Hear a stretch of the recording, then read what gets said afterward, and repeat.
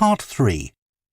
You will hear two veterinary science students called Diana and Tim discussing their work placements and their course modules. First, you have some time to look at questions 21 to 26.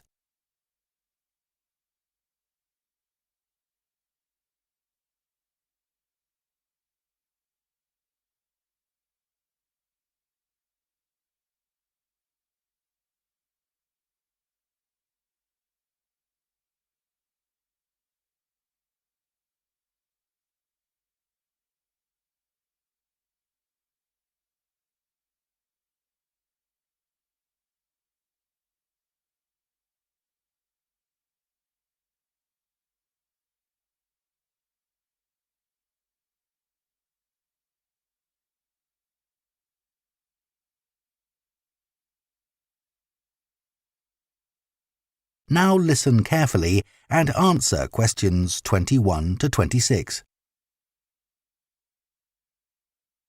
So, Tim, we have to do a short summary of our work experience on a farm. Right.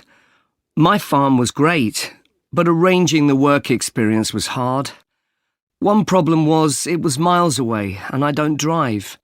And also, I'd really wanted a placement for a month, but I could only get one for 2 weeks.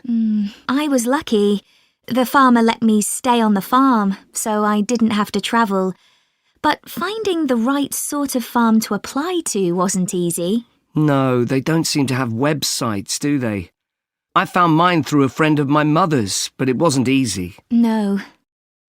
My farm was mostly livestock, especially sheep. I really enjoyed helping out with them. I was up most of one night helping a sheep deliver a lamb. On your own? No, the farmer was there, and he told me what to do. It wasn't a straightforward birth, but I managed. It was a great feeling to see the lamb stagger to its feet and start feeding almost straight away, and to know that it was okay. Then another time, a lamb had broken its leg, and they got the vet in to set it, and he talked me through what he was doing. That was really useful. Yes, my farm had sheep too. The farm was in a valley and they had a lowland breed called Suffolks, although the farmer said they'd had other breeds in the past. So were they bred for their meat? Mostly, yes. They're quite big and solid. My farm was up in the hills, and they had a different breed of sheep. They were Cheviots. Oh, I heard their wool's really sought after. Yes, it's very hard wearing, and they use it for carpets. Right. I was interested in the amount of supplements they add to animals' feed nowadays. Like, even the chickens got extra vitamins and electrolytes in their feed. Yes, I found that too. And they're not cheap. But my farmer said some are overpriced for what they are, and he didn't give them as a matter of routine, just at times when the chickens seemed to particularly require them. Yes, mine said the same. He said certain breeds of chickens might need more supplements than the others, but the cheap and expensive ones are all basically the same. So, did your farm have any other livestock, Diana? Yes, dairy cows. I made a really embarrassing mistake when I was working in the milk shed. Some cows had been treated with antibiotics, so their milk wasn't suitable for human consumption, and it had to be put in a separate container. But I got mixed up, and I poured some milk from the wrong cow in with the milk for humans, so the whole lot had to be thrown away. The farmer wasn't too happy with me. I asked my farmer how much he depended on the vet to deal with health problems. I'd read reports that the livestock's health is being affected as farmers are under pressure to increase production. Well, he didn't agree with that, but he said that actually some of the stuff the vets do, like minor operations, he'd be quite capable of doing himself. Yeah, my farmer said the same, but he reckons vet skills are still needed. Before you hear the rest of the conversation, you have some time to look at questions 27 to 30.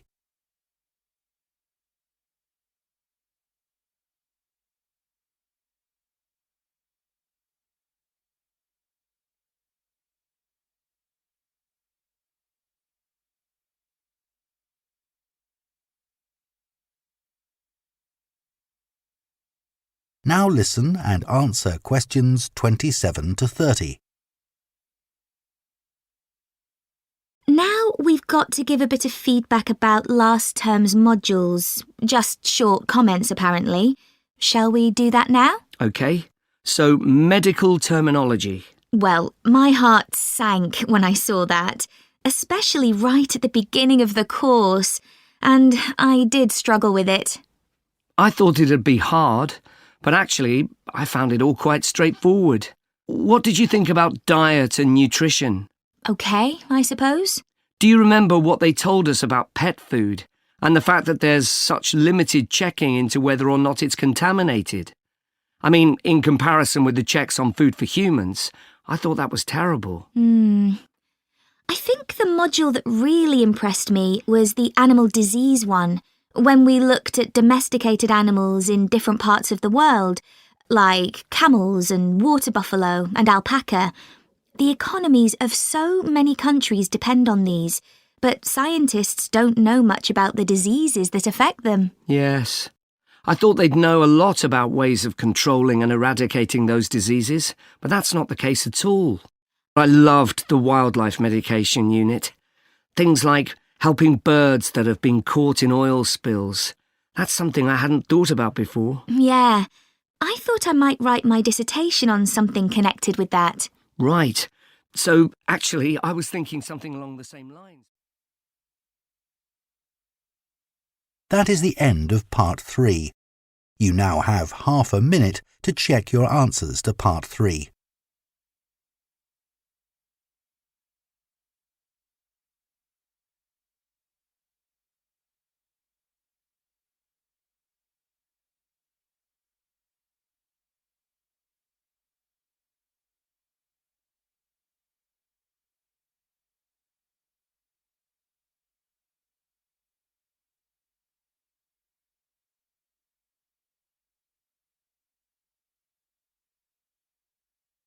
Part 4.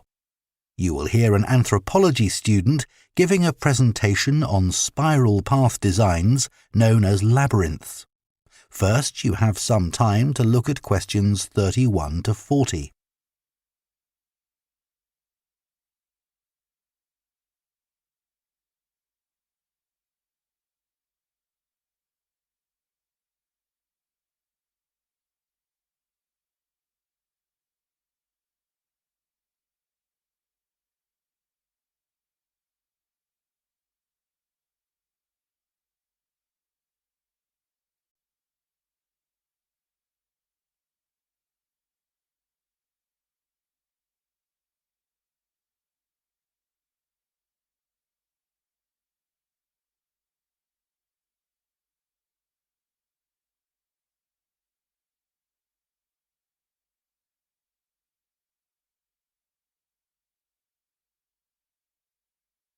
Now listen carefully and answer questions 31 to 40. Labyrinths have existed for well over 4,000 years. Labyrinths and labyrinthine symbols have been found in regions as diverse as modern-day Turkey, Ireland, Greece, and India. There are various designs of labyrinth, but what they all have in common is a winding spiral path which leads to a central area. There is one starting point at the entrance, and the goal is to reach the central area. Finding your way through a labyrinth involves many twists and turns, but it's not possible to get lost, as there is only one single path. In modern times, the word labyrinth has taken on a different meaning and is often used as a synonym for a maze. A maze is quite different, as it is a kind of puzzle with an intricate network of paths. Mazes became fashionable in the 15th and 16th centuries in Europe and can still be found in the gardens of great houses and palaces. The paths are usually surrounded by thick, high hedges so that it's not possible to see over them. Entering a maze usually involves getting lost a few times before using logic to work out the pattern and find your way to the centre and then out again. There are lots of dead ends and paths which lead you back to where you started. The word maze is believed to come from a Scandinavian word for a state of confusion. This is where the word amazing comes from. Labyrinths, on the other hand, have a very different function. Although people now often refer to things they find complicated as labyrinths, this is not how they were seen in the past. The winding spiral of the labyrinth has been used for centuries as a metaphor for life's journey. It served as a spiritual reminder that there is purpose and meaning to our lives, and helped to give people a sense of direction. Labyrinths are thought to encourage a feeling of calm, and have been used as a meditation and prayer tool in many cultures over many centuries. The earliest examples of the labyrinth spiral pattern have been found carved into stone, from Sardinia to Scandinavia, from Arizona to India to Africa. In Europe, these spiral carvings date from the late Bronze Age. The Native American Pima tribe wove baskets with a circular labyrinth design that depicted their own cosmology. In ancient Greece, the labyrinth spiral was used on coins around 4,000 years ago. Labyrinths made of mosaics were commonly found in bathhouses, villas, and tombs throughout the Roman Empire. In northern Europe, there were actual physical labyrinths designed for walking on. These were cut into the turf or grass, usually in a circular pattern. The origin of these walking labyrinths remains unclear, but they were probably used for fertility rites, which may date back thousands of years. 11 examples of turf labyrinths survive today, including the largest one at Saffron Walden, England, which used to have a large tree in the middle of it.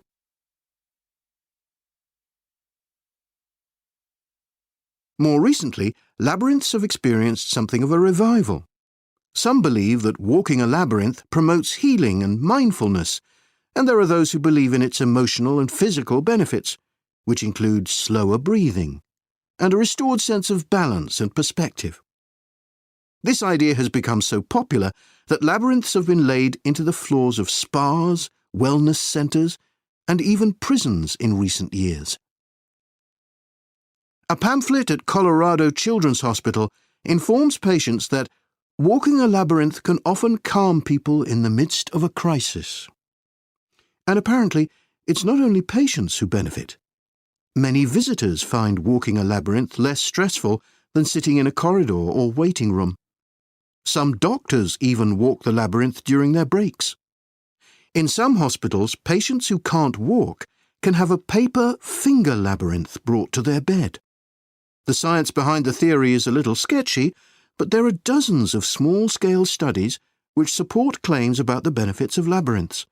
For example, one study found that walking a labyrinth provided short-term calming, relaxation and relief from anxiety for Alzheimer's patients. So what is it about labyrinths that makes their appeal so universal?